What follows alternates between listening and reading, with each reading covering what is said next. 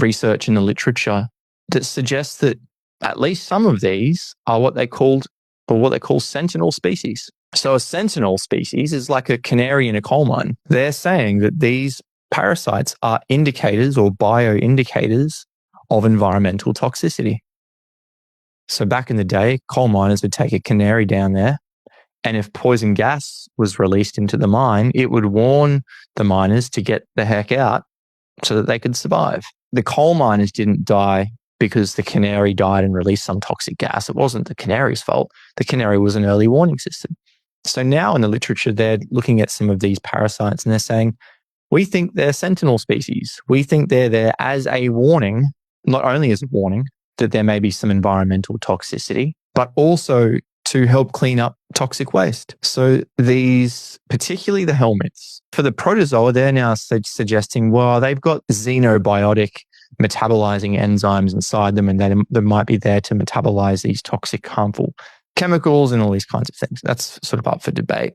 But yeah, for worms, they bioaccumulate heavy metals, for example. In nature, we know that there are many types of worms, like mealworms, for example, that eat plastic and then convert plastic into non-toxic substances. There are many kinds of so-called worms in nature that do these things, that convert like toxic substances which can't be used by any other organisms and break those things down into things like organic acids, which can then be used as a fuel source for other forms of life. So are the worms in our gut doing a similar thing? In the animal world, they've done studies to show that animals who have got these so-called worms in their gut protected against the harmful effects of heavy metals.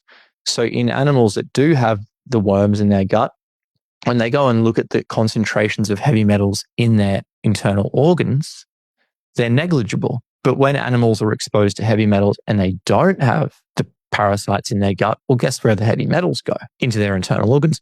So there's sort of musings and suggestions in the literature that these might be protective organisms that are actually there to serve us rather than to harm us.